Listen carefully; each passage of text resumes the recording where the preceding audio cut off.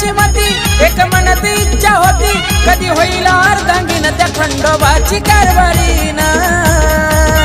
झाली बानू धनगरी